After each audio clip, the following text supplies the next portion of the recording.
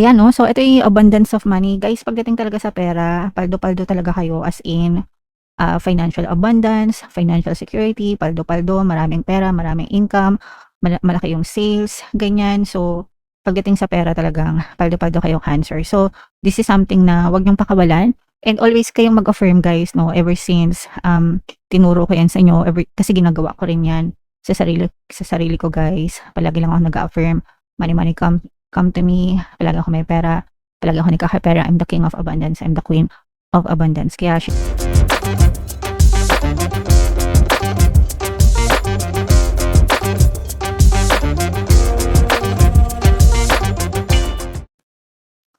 hello guys, hello Cancer, welcome back to Pinoy Pixie Tarot. Ang pamagat ng episode natin for tonight is monthly check-in para ngayong August para sa Cancer, Sun, Moon, Rising sign, and Venus. Unahin natin tong deck na to guys. Ito yung mga angel messages para sa inyo. So meron tayong serendipity. Ito guys, grabe no. Ngayong buwan ng August, ma-experience nyo kung ano yung tadhana nyo, kung ano yung nakatadhana para sa inyo. Kung kaligayahan man yan, kasaganaan man yan, kapayapaan, no? Pero kung ano yung deserve nyo, yun yung ipagkakalob sa inyo ni universe, mga kapiksi, okay? So, dapat maging receptive kayo guys sa mga biyaya, sa mga kasaganaan, sa mga blessings na deserve nyo sa buhay nyo kasi tanggapin nyo siya ng maluwag sa inyong kalooban guys. Alisin nyo na yung mga pag-aalala, yung mga worries, yung mga anxieties kasi nakakadagdag lang yan para ma-delay yung mga kasaganaan nyo, no? Or maging balakid. But if you focus guys on gratitude, mas lalong bibilis yung pagpasok ng blessing sa buhay nyo, okay? So, yan yung first message para sa inyo guys. Another message guys, ito maganda rin ito kasi ibig sabihin nagkakaroon na ng resolution, nagkakaayos na yung mga iba sa inyo na nagkaroon ng conflict with other people. So, magre-resonate ito kung meron kayong mga nakatampuhan, nakaaway, naka-argue, ganyan. So, maaayos yung mga gusto nyo, mga kapiksi. Alright? Okay. And another message sa inyo, Cancer.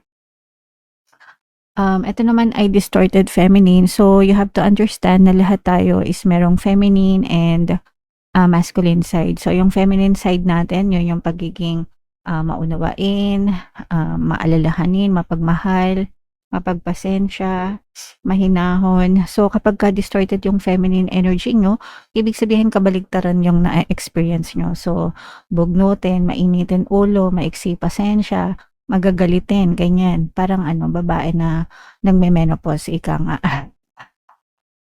Okay? But, normal lang yan, guys. Probably, you just have like a lot of stress sa buhay nyo and pwedeng-pwede namang maayos yan, mga kapiksi. So, pahinga lang ang katapat niyan, guys, para hindi kayo masyadong ma-stress sa buhay nyo. Alright?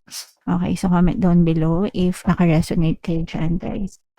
So, shuffle natin to. Ay, sorry. Dito pala muna tayo sa love, guys, no? Tingnan naman natin yung mga love advice or love message para sa inyo, Cancer. So, heart-to-heart conversations, ito importante ito guys para talaga magkaroon ng resolution. Especially guys kung yung conflict na sinasabi dito is with your partner or specific person. Kaya nare-resolve yung mga conflict nyo kasi maaari kayo magkausap talaga, magkaroon ng heart-to-heart conversation with your specific person, mga kapiksi. Okay? So, yeah. Ayusin nyo, kumbaga mag-usap kayo ng mahinahon, ilatag nyo lahat ng dapat ilatag para magkaintindihan kayo, magkaunawaan kayo, mga kapiksi. Okay? Alright.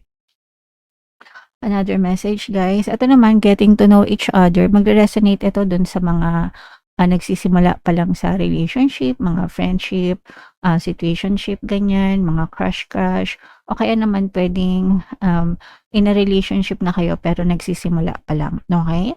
So, as we progress dun sa relationship nyo, guys, mas lalo nyong makikilala yung isa't isa and mas lalo nyong marirealize kung para sa inyo ba talaga yung person na yan or hindi, mga katiksi. Alright? And another message, Cancer, is free yourself, guys. Ito yung pagkakaroon ng emotional freedom, guys, no? You have to, at saka parang ina-advise din kayo na you have the choice para palayain nyo yung mga sarili nyo mula sa mga toxic na relationship. Kung yung relationship nyo ay toxic, kung toxic yung person nyo, ganyan, meron kayong choice para kumawala sa mga relationship na yon, mga katiksi. Okay? Alright. So, yeah. Comment down below if naka-resonate kay dyan, Cancer. So, shuffle natin to, guys. Hanapin natin yung energy ng Cancer. Habang sinashuffle ko to, panoorin nyo muna yung video natin regarding sa ating paano mag-manifest ng abundance video course. Kapiksi, sawa ka na ba sa mga struggles at hirap sa buhay mo? Masipag ka ba at masikap sa buhay ngunit hindi ka pa rin umaasenso? Ilang beses ka na bang nag-attempt mag-negosyo at mag-invest pero palagi ka pa rin nalulugi? Sa pagkakataon na ito ay maaaring may subconscious beliefs ka na nagiging balakid sa iyong pag-unlad at pagyaman. Introducing, paano mag-manifest ng abundance video course.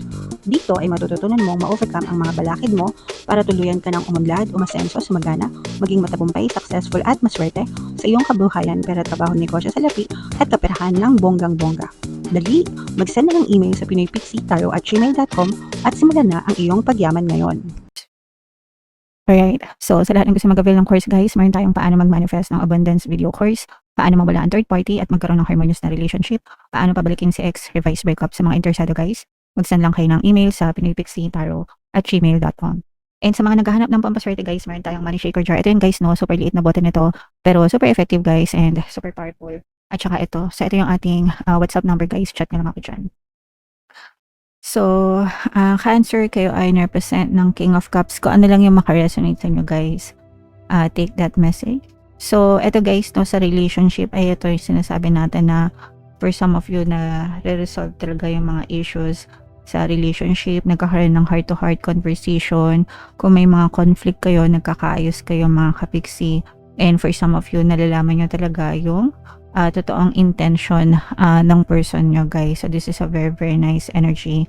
Pagdating sa relationship, magkakaroon ng kaayusan, kapayapaan sa pagsasama nyo ng person nyo, guys. Regardless, kahit anong stage kayo, kung matagal na kayo or bago pa lang kayo, sometimes even yung mga no contact, no, meron kayong chance na magkausap ulit ng person na yan, guys. Okay? Alright. And ito naman, guys, sa mga kapitsin natin na mga negosyante, masyadong or magiging very productive yung negosyo nyo. Magiging, ibig sabihin, kung may negosyo kayo, marami kayong order, marami kayong benta, kita, no? Produce, marami kayong mapoproduce, marami kayong sales, no? So, tuloy-tuloy nyo lang yan. Tsaka yung iba sa inyo, guys, kung hindi naman kayo negosyante, kung kayo ay nagwo-work ng multiple, kunwari sa daytime nyo, meron kayong fixed job, tapos sa gabi baka nag-grab kayo or delivery or whatever, guys, pero parehas siyang kumikita, parehas siyang napapasok ng pera sa inyo, mga kapiksi. Okay, so good job kayo dyan pagdating sa kaperahan, guys. Now, this is a reminder for some of you na medyo mag-pause muna kayo ng konti, mga kapiksi, and tingnan nyo muna ulit yung mga plano nyo sa buhay nyo, kasi baka mamaya walang direksyon yung pinupuntahan nyo kung saan kayo pumupunta, mga kapiksi. So, tingnan nyo ulit yung mga plano nyo, yung mga goals nyo, yung mga strategies nyo. I-assess nyo ulit, mga kapiksi. Baka kasi merong hindi nag-work doon, tapos hindi nyo pala napapansin, guys. Okay? Alright. Ayan, no? So, ito yung kubra-kubra. Ito yung pagpaldo. Paldo-paldo ito sa kaperahan, guys. Again, no? Sabi ko nga, yung mga may negosyo, mga kapiksi, talagang mag-i-increase yung mga sales nyo, and kung kayo ay mga empleyado naman at may mga part-time pa, mga kapiksi, maaari kayong kumita ng mas malaki kesa dun sa ordinary na kinikita nyo or pangkaraniwan na income nyo guys, no? So, tsaka parang magkakaroon pa kayo ng mga other sources of income guys. Sa panahon ngayon, hindi na uso guys yung, although meron pa ring iba na isa lang yung source of income, and that's fine as long as sufficient siya. Pero okay lang din na marami tayong multiple sources of income mga kapiksi, para sa paghahanda din, no, sa kung ano man guys. Okay, alright. Now for some of you guys, maaring ma-broken heart yung iba, or maaari kayong magdanas ng mga emotional pain. And ito naman, iba-iba yung pwedeng maging reasons nito guys, no? Pero kahit ano pa yung maging dahilan yan, syempre iba-iba kayo ng sitwasyon. If you feel like meron kayong pinagdadaanan ng mga emotional pain mga kapiksi, pwede kayong makinig ng aking Ho'oponopono subliminal dito sa ating channel guys, no? Yung Ho'oponopono na yon, ang dami nang natulungan nun mga kapiksi para bumuti yung inyong pakiramdam, para mas mabilis kayong maka-move on guys. Alright? Okay, and eto naman guys, for some of you, meron kayong mga nadidiscover, no? Revelation, may mga revelation na ipapakita sa iyo sa universe. Ibig sabihin, may mga matututunan kayo sa mga tao, sa mga bagay, sa mga sitwasyon sa paligid mo, and magkakaroon kayo ng mga realization, no? So, kunwari, na-realize mo na hindi pala yan yung gusto mong gawin, hindi pala yan yung trabaho na gusto mong gawin, iba pala. O kaya ma-realize mo na hindi pala yan yung tamang person para sa'yo, iba pala. Ma-realize mo na hindi ka pala dyan sa lugar na yan masaya, sa iba pala. Yung mga ganong klaseng realization. So, again, iba-iba naman kayo ng sitwasyon, so take what resonates, mga kapiksi. And eto guys, meron kayong mga bagay na kailangan pagdesisyonan pagdating sa parang meron kayong i-give up na something. Ito lalo na sa mga hindi na kaya, no? Kasi minsan we're juggling mga kapiksi na parang masyado tayong maraming ginagawa to the point na hindi natin kinakaya lahat. So for example, ako, meron tayong YouTube, meron tayong Facebook, tapos meron tayong mga umorder ng subliminals and money shaker jars. It's too much para sa akin na gawin lahat. So minsan nagbabawas ako. Kunwari nagbabawas ako ng video sa YouTube para makater ko yung mga umorder ng money shaker jars.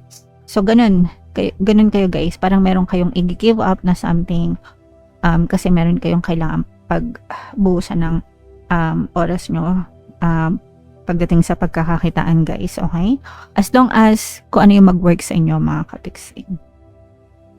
Ayan, no? So, ito yung abundance of money. Guys, pagdating talaga sa pera, paldo-paldo talaga kayo, as in, financial abundance, financial security, paldo-paldo, maraming pera, maraming income, malaki yung sales, ganyan. So, pagdating sa pera talagang paldo-paldo kayong Cancer. So, this is something na wag niyong pakawalan.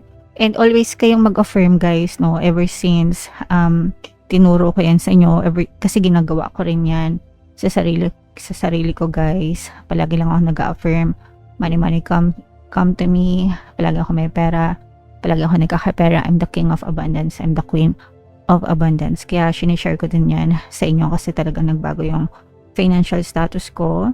Kaya i-affirm nyo din yan guys, and huwag kayong manega. Just keep on doing what you're doing. Talagang papasok ng malaki yung pera sa buhay nyo, Cancer. Alright? Libre lang mangarap guys, pero make sure na kapag nangarap kayo, nakafocus kayo sa mga pangarap nyo, and you do everything. Kumbaga maging loyal kayo sa mga pangarap nyo, huwag kayong mag-give up mga kapiksi hanggang sa ma-achieve nyo yung mga pangarap nyo sa buhay, Cancer. Okay? Alright, so comment down below guys if naka-resonate kayo.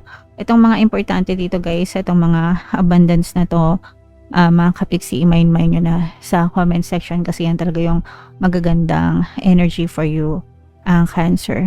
Okay? Comment down below guys if naka-resonate kayo. For more tarot readings, ito yung playlist nyo. Ito naman yung ating success stories ng paano mag-manifest ng abundance video course. Panoorin nyo itong video natin guys about money shaker jars. Thank you for liking, sharing, and subscribing. See you next time. I love you all guys. Have a nice day. Bye-bye.